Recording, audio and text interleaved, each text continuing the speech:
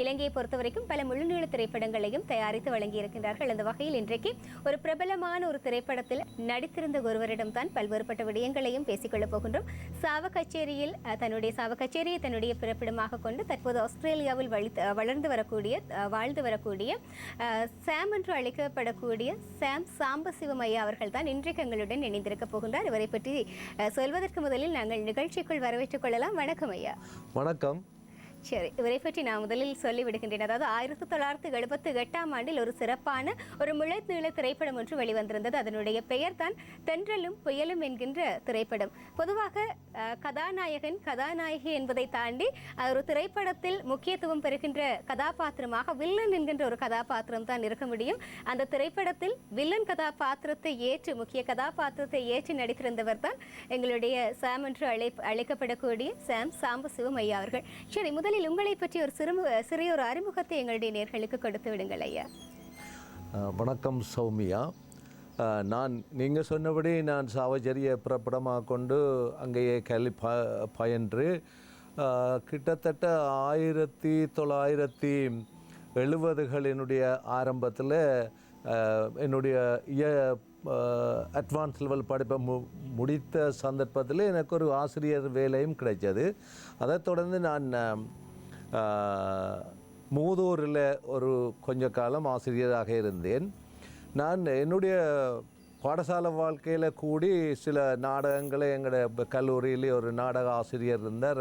அவருடன் சேர்ந்து நடித்திருக்கின்றேன் பல நிகழ்ச்சிகளில். அப்போ அதால் எனக்கு அந்த நாடகங்கள் அதுகளில் கொஞ்சம் ஆர்வம் இருந்தது. அந்த நேரத்தில் நான் மூதூரில் படிப்பிக்கல டாக்டர் வேதநாயகம் அவரும் அங்கே அவரை சந்திக்கக்கூடிய ஒரு வாய்ப்பு ஏற்பட்டது. அவர் இந்த நாடகங்களில் எழுதி அவற்றை நடிப்பதிலேயும் ஆர்வமாக இருந்தார். இப்போ அங்கே இருக்கைக்கு நான் ஒரு டாக்டர் வேதநாயக தயாரிப்பில் உள்ள ஒரு நாடகம் வாழ்க்கை அழைக்கிறதுன்னு எனக்கு இப்போ ஞாபகமாக இருக்கின்றது. அது கிட்டத்தட்ட ஒரு மிட் 70s ஒரு 1975ஆம் ஆண்டளவில் நாங்கள் அங்கே அதை மேடியேற்றினோம். அதே ஒரு டிக்கெட் ப்ரோக்ராமாக நாங்கள் மேடியேற்றி அந்த நாடகத்தை ஒரு வெற்றிகரமாக நடத்தக்கூடியதாக இருந்தது. அதைத் தொடர்ந்து நான் திரும்பவும் கொழும்பு யூனிவர்சிட்டிக்கு எனக்கு ஒரு அட்மிஷன் கிடைச்சா போல் நான் கொழும்புக்கு மாற்றலாகி நான் கொழும்பில் வந்து இருக்கும் பொழுது தான் டாக்டர் வேதநாயகம் அவர்கள் ஒரு மூவி எடுப்பதாக ஒரு திரைப்படம் எடுப்பதாக இருந்தார். அது கிட்டத்தட்ட 1977-78ஆம் ஆண்டளவில் இருந்தது. அப்போ அவர் என்னை வந்து சந்தித்து, நீ என்னுடைய நாடகத்தில் நடித்த நீ நல்லா செய்த நீ உனக்கும் ஒரு ஒரு முக்கியமான பாட்டு இருக்குது, அது வில்லன் பாட்டு, நடிக்க விருப்பமாண்டு கேட்டார். நான் இப்போ திருமணமாகவில்லை தானே, அப்போ அந்த மூவிகளில் நடிக்கிறதுலேயே ஒரு ஆர்வம் இருந்தது. அப்போ நான் அதை ஏற்றுக்கொண்டேன். அந்த ஆர்வம் அப்படியே உங்களுக்கு இந்த திரைப்படத்தில் நடித்தே ஆக வேண்டும் என்கின்ற ஒரு தூண்டுதலையும் உங்களுக்கு கொடுத்திருக்கிறது. உங்களுடைய பழைய கால ஞாபகத்தை மீட்டித்தர வேண்டும் என்கின்ற ஆசை எங்களுக்கும் இருக்கும் அல்லவா? அந்த வகையில் நீங்கள் நடித்த திரைப்படத்திலிருந்து ஒரு பாடல் காட்சியை பார்த்துவிட்டு தொடர்ச்சியாக பேசலாம். நன்றி நன்றி.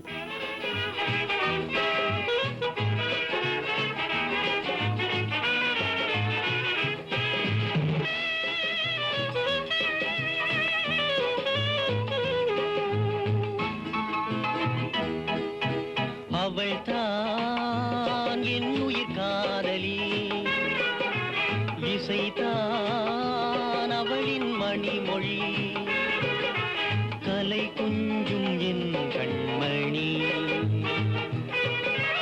அவள்தான் என் உயிர் காதலி, இசைதான் அவளின் மணிமொழி, கலை கொஞ்சும் என் கண்மணி. அவள்தான் என் உயிர் காதலி.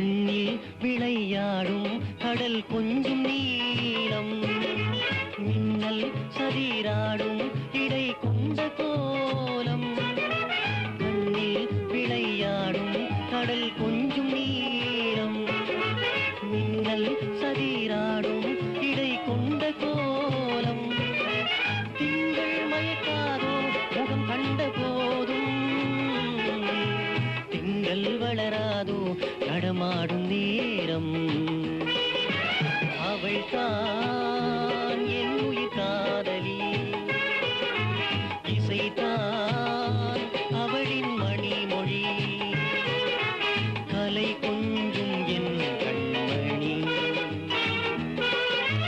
அவள் தான் என் உயிர் காதலி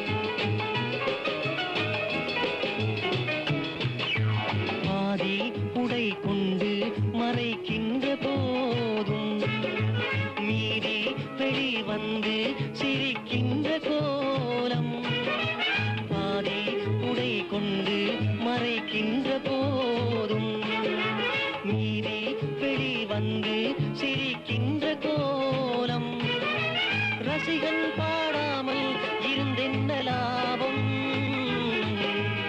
இடையில் வந்தது ஏன் இந்த நாடம் அவள் தான் என் உயிர் காதலி இசைதான் அவளின் மணிமொழி கலை கொஞ்சும் என் கண்மணி அவள் சரி, நீங்கள் நடித்திருந்த தென்றலும் புயலும் திரைப்படத்திலிருந்து அழகான ஒரு பாடலை பார்த்துவிட்டு வந்திருக்கின்றோம். பொதுவாக கதாநாயகனுக்கு ஒரு அழகான காதல் பாட்டை கொடுப்பார்கள். இங்கே ஒரு வில்லனுக்கு அழகான ஒரு காதல் பாடல் ஒன்று கிடைத்திருக்கின்றது. கிட்டத்தட்ட 45 வருடங்கள் பின்னோக்கி அந்த பழைய கால நினைவுகளை எல்லாம் மீட்டி வந்திருக்கின்றோம். அப்படியே அதிலிருந்து வெளிவருவதற்கு முன்னமே அந்த பழைய காலத்துக்குள்ளே சென்று விடலாம். இந்த திரைப்படத்தில் நடித்த உங்களுடைய அனுபவம் பற்றி பேசலாம். எனக்கே இந்த திரைப்படத்தில் நடித்தது ஒரு புது அனுபவமாக தான் இருந்தது. எத்தனையோ சில இன்ட்ரெஸ்டிங்கான நிகழ்ச்சிகள் நடந்தது. அப்போ இந்த திரைப்படத்தில் ஒரு முக்கியமான அம்சம் என்னென்றால், இப்போ எனக்கு இதை தொடர்ந்து ஒரு ஃபைட் சீனு ஒன்று இருக்குது. இந்த ஃபைட் சீனில் வளமையாக கதாநாயகன் தான் வின் பண்ணுவார். ஆனால் இந்த ஃபைட் சீனில் நான் தான் கதாநாயகனை வின் பண்ண வேண்டிய ஒரு நிலை, அந்த கதை ஓட்டத்துக்கு அது தேவையாக இருந்தது. என்னென்று அந்த அடிப்படையாக அவங்களுக்கு அந்த இதில் நேரம் இருக்குமோ தெரியல. அவர் கதாநாயகன் அந்த இதில் ஹீரோயினாக நடித்த அந்த ஹெலன் குமாரியை திருமணம் செய்துட்டார். அப்போ கதாநாயகனுக்கு கொஞ்சம் அவருக்கு வருமானங்கள் எல்லாம் குறைவு. ஆனால் நான் ஒரு ஹோட்டல் மேனேஜராக வாரேன். அப்போ எனக்கும் அவவுக்கும் ஒரு தொடர்பு கொண்டு வருது. அப்போ அந்த இவருடைய ஒரு பர்த்டே பார்ட்டியில் நான் என்னையும் இன்வைட் பண்ணினபடியாக நான் இந்த பர்த்டே பார்ட்டியில் பாடின பாட்டு தான் இது, இந்த பாட்டு. அதை அப்போ ஒரு நாள் ஆக்சுவலி ஒரு நாள் இதில் ஒரு நல்ல இன்ட்ரெஸ்டிங்கான சீனை சொல்லலாம். ஒரு நாள் நான் இவண்ட வீட்டில் போகிறேன். அப்போ வீட்டை போக அவள் தான் நிற்கிறா. அவளுடைய பாத்ரூமில் குளிச்சுட்டு ஒரு டவலை அப்படியே கட்டி கொண்டு வரேன். நான் அது ஒரு கண்ணாடிக்களால் பார்க்குறேன்.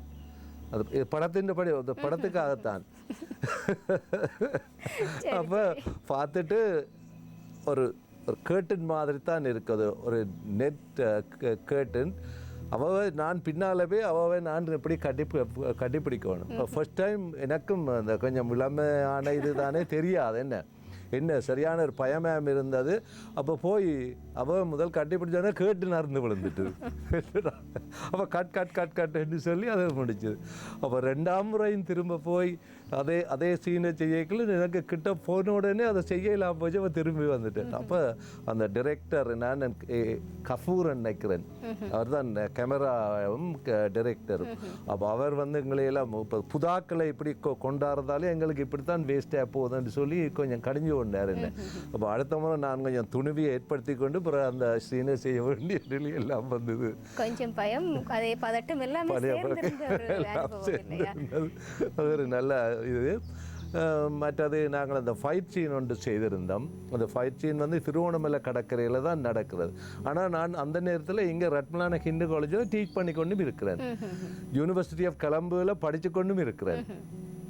அப்போ எங்களுக்கு அந்த ஃபைட் சீனை பழக்கிறதுக்கு வெள்ளவத்த கடற்கரைக்கு ஒரு ஸ்டன் மாஸ்டர் வருவார். அப்போ நாங்கள் விடிய காலமே போய் ஒரு 1 hour அவர்கிட்ட பழகணும். அந்த கதாநாயகனும் இருக்கிறார் தானே, அவர் சோபாத விருதி, அவர் பேங்க் மேனேஜராக இருந்தவர். அப்போ நானும் அவரோட போய் பழகிறது. அப்போ எங்களுக்கு 2 பேருமே இப்படியான ஒரு சீன் இதுக்கு கொஞ்சம் புதாக்கலாம். அப்போ கொஞ்சம் கஷ்டமான நிலைமையும் சில காலங்களில் ஏற்பட்டது. பிறகு இந்த உண்மையிலேயே நான் அந்த ஃபைட் சீன் அந்த ஷூட் பண்ணி கொண்டு இருக்கேக்கில் இப்போ நான் அந்த ஒரு ஆளுக்கு நாங்கள் அந்த படத்தின்படி அடிக்கிறேன்னா அந்த ஃபாஸ்ட்டாக நான் அடிக்கிற மாதிரியே இருக்க வேணும். அப்போ அவர் அந்த தன்னுடைய தலையை திருப்ப வேணும். அப்போ அவர் மற்ற பக்கமே திருப்பினா நான் அடிக்கிறது அவரில் முடிஞ்சு. அப்போ அவர் மாறி இஞ்சால திருப்பி விட்டார். அப்போ அதோட அந்த நல்ல இருந்த கோவம் எல்லாம் சேர்த்து உண்மையாகவே அவர் அடிபட்டுட்டார். அப்படி கொஞ்சம் இந்த இன்ட்ரெஸ்டிங்கான இதுகள் எல்லாம் இருந்தது. எந்த இடங்களில் எல்லாம் இந்த திரைப்படங்கள் அழகான ஒரு பாடல் காட்சியை பார்த்தோம். நான் நினைக்கிறேன் மலை பிரதேசமாக இருந்திருக்க. இது வந்து தியத்தலாவேலே ஒரு ஒரு ஒரு சின்ன ஒரு பார்க் ஒன்று பூங்கா, அதெல்லாம் இந்த பாட்டு எடுத்த நாங்கள். மற்ற அந்த ஃபைட் சீன் எடுத்தது திருவோணமலை கடற்கரையில். மற்றது ஸ்டூடியோ விஜயா ஸ்டூடியோவாக இருக்கலாம் நினைக்கிறேன், ஹெந்தலையில் அந்த டைமில் இருந்தது. அதுக்கெல்லாம் இந்த இதுகள் எல்லாம் இருந்தது.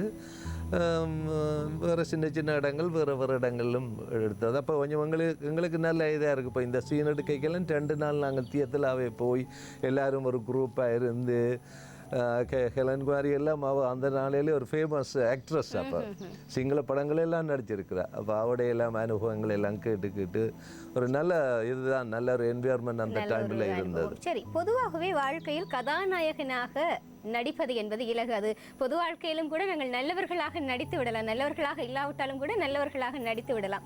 ஆனால் இந்த வில்லனாக நடிப்பது என்பது கடினமான ஒரு விடயம். என்று சொன்னால் கதாநாயகன் என்று சொன்னால் காதல் வரும், நல்ல பண்புகளுடன் இருப்பார்கள், இப்படியெல்லாம் இலகுவில் நடித்து விட முடியும். ஆனால் வில்லனாக நடிப்பது என்பது கடினமான ஒரு விடயம். நீங்கள் இயற்கையாக அப்படிப்பட்டவர், அந்த திரைப்படத்திற்காக மாறினீர்கள், இல்லை சொன்னால் கொஞ்சம் கோபக்காரர் தானா? அப்படி இல்லை, நான் கோபக்காரன் இல்லை.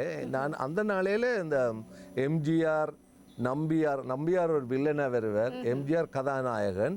அப்போ எங்களுக்கெல்லாம் அந்த நம்பியாரில் சரியான படு கோபமாக இருக்கும் ஒரு படத்தை பார்க்கல. ஆனால் பிறகு நான் கேள்வி பண்ணால் நம்பியார் உண்மையிலேயே ஒரு நல்ல மனுஷன், நல்ல கடவுள் பக்தி ஆனால் அப்படி என்று சொல்லி. அப்போ எனக்கு அப்படி அது வந்து அப்போ வில்லனாக நடிக்கிறதும் ஒரு நல்ல விஷயம்தான். நான் உண்மையாக நல்லவனாக இருந்தாலும் படத்தில் வில்லனாக வரைக்குள்ள பிறகு என்னை பற்றி அறிந்து கொள்வார்கள் தானே, தேடல் அதிகமாக இருக்கும் இல்லையா? அதுதான் அந்த உண்மையான விஷயம். அப்போ அதெல்லாம் என்ன பட் நான் இங்கே யூனிவர்சிட்டியில் படிக்கல என்னுடைய ஒரு ஃப்ரெண்ட் வாசுதேவன், அவர் அப்போ ரேடியோ சொல்லுங்களில் ஒரு ப்ரொடியூசராகவும் இருந்தார். அப்போ அவர் இந்த மேடை நாடகங்கள் எல்லாம் எழுதி நாங்கள் ராமகிருஷ்ண ஹோலியெல்லாம் 2-3 நாடகங்கள் எல்லாம் போய் நடிச்சிருக்கிறோம். அதே நேரத்தில் அப்போ உழைப்போர் உலகம் இதை மாதிரி இந்த தலைவாசல் மாதிரி உழைப்போர் உலகம் என்ற ஒரு ரேடியோ ட்ராமா ஒன்று இருந்தது. அந்த ட்ராமாவுக்கெல்லாம் அவர் எங்களை கூட்டிக் கொண்டு போவார்.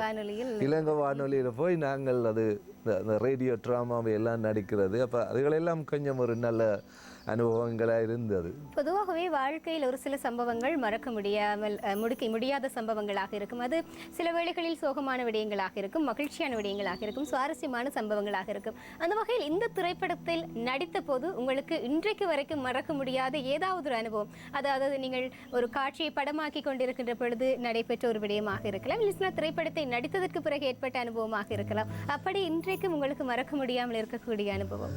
ஒரு நல்ல அனுபவம் இருக்குது. இந்த திரைப்படம் 78-79 இருந்தது. அப்போ நான் என்னுடைய இப்போ வைஃப் பெரதனியா யூனிவர்சிட்டியில் படித்து கொண்டு இருந்தேன். நான் கொலம்பு யூனிவர்சிட்டியில் இருக்கிறேன். அது இதெல்லாம் திருமணத்துக்கு முதல். அப்போ எங்களுக்குள்ளே ஒரு சின்ன ஒரு காதல் ஒன்று இருந்தது. அப்போ ஆனால் இன்னும் அது சரியான முற்றுப்பெறையில்லை. அப்போ எனக்கு இவ சொன்னால் நீங்கள் இந்த படத்தில் நடிக்கிறதே அந்த நாளையிலே ஒரு ஒரு நல்ல மனுஷருக்கு எங்களை சமுதாயமே ஏற்றுக்கொள்றோம். அது அந்த படத்தில் நடிக்கிறவற்ற கேரக்டர் கூடாமல் இருக்கும், அது வில்லனோ கதாயனோ கேரக்டர் கூடாமல் இருக்கும், அப்படி இப்படி என்று சொல்லி. அப்போ எனக்கு இருக்கிற பிரச்சனை இன்னும் கூடுதலாக வந்துட்டு தான் வேண்டாம். அவங்க சொல்லி போட்டாங்களா, அவங்களுடைய அப்பா என்னுடைய வைஃபுடைய அப்பா அவர் சரியான ஒரு சமய பக்தியும் அதே மீது இருந்தோன்னு இப்போ ஹாலிடேஸில் போயக்கில் சொன்னாங்களாம், அந்த படியனோட இருக்கிற தொடர்பை இன்றைக்கே கட் பண்ணி போடு. அவர் படத்தை பார்த்துருக்குறாங்க, ஊரில் அந்த படம் பார்த்தவங்க, கட் பண்ணி போடு என்று சொல்லி. அப்போ நான் பிறகு அவ கண்டோடனே அவள் அழுது கொண்டே வந்தாங்க, ஏனித்த படத்தில் நடிச்சீங்கள் என்று சொல்லி. எப்படி சமாதானப்படுத்தி திருமணம் வரைக்கும் சென்றது? அதுக்கு பிறகு நான் எனக்கு ஒரு மாமா இருந்தார், அவர் ஒரு எல்லாத்திலும் ஒரு ஃபோர்ட்னஸ். அப்போ அவர் போய் என்னுடைய ஃபாதர்லோடைய எல்லாம், அவரும் ஒரு டீச்சர் இவரும் ஒரு டீச்சர், ஃபாதர்லோடைய எல்லாம் கதைச்சு இது வெறும் படம் தான், எத்தனையோ வில்லன் மாதிரி எத்தனையோ நல்லவங்களாக இருக்கிறாங்களா, அந்த படியன் நல்லபடியான எனக்கு வடிவே தெரியும், நான் கேரண்டி பண்ணுறேன் நீங்கள் இந்த திருமணத்தில் தடை செய்யாதீங்க. எவ்வளோ முயற்சி பிறகுதான் இந்த திருமணம் நடக்கக்கூடியது. சரியாக உங்களுக்கு ஒரு பயம் இருந்திருக்கும், நான் நடித்த வில்லன் கதாபாத்திரமே என்னுடைய காதலுக்கு வில்லனாக வந்து முடியும், வில்லனாக வந்துட்டு தாண்டு ஒரு 2-3 months அப்படித்தான் போய்கொண்டு இருந்தது. அந்த சந்தோஷம் ஒரு பக்கம், இந்த கவலை ஒரு பக்கம். அது நல்ல இது நல்ல ஒரு விடயத்தை குறிப்பிட்டிருந்தீர்கள். வாழ்க்கை என்பது வேறு, திரைப்படம் என்பது நாங்கள் இரண்டையும் போட்டு குழப்பிக் கொண்டிருக்கின்றோம். ஆக இரண்டும் வேறு வேறு என்பதை புரிந்து கொண்டாலே போதும், பல விடயங்களை நாங்கள் நிறைவேற்றிக் கொள்ள முடியும் என்கின்ற ஒரு விடயத்தையும் நாங்கள் குறிப்பிட்டிருக்கின்றோம். அதே போல எங்களுக்கும் சந்தோஷமாக இருக்கின்றது. அதாவது 45 வருடங்கள் பின்னோக்கி சென்று ஒரு அழகான ஒரு முழு நிற திரைப்படம், அதாவது அந்த காலகட்டங்களில் திரைப்படம் எடுப்பது என்பதே மிகவும் சவாலான ஒரு விடயமாக இருந்திருக்க முடியும். அப்படியான காலகட்டத்தில் ஒரு முழுநீள திரைப்படத்தை நீங்கள் கொடுத்திருக்கின்றீர்கள் என்கின்ற சந்தோஷம் பெருமை எங்களுக்கும் இருக்கின்றதாகவே இன்றைக்கு பல்வேறுபட்ட விடயங்களையும் எங்களுடன் பரிமாறிக்கொண்டிருந்தமைக்கு ஐயா உங்களுக்கு எங்களுடைய நன்றிகளையும் நாங்கள் கூறி நன்றி வணக்கம். எனக்கு இப்படி ஒரு சந்தர்ப்பம் இந்த வசந்தம் டிவியில் உங்கள் மூலமாக எனக்கு கிடைச்சதுக்கு நான் 45 வருஷத்துக்கு முதலும் அதை மீளவும் நான் அதை பார்த்து உங்களோடு எல்லாம் கலந்துரையாக்கு மிகவும் நன்றி ஐயா. நன்றியாக இத்தனை நேரமும் நாங்கள் நம்மவர் பகுதியுடன் இணைந்து கொண்டிருந்தோம். சிறியதொரு இடைவெளியை தொடர்ந்து மீண்டும் தலைவாசல் நிகழ்ச்சியுடன் இணைந்திருக்கலாம்.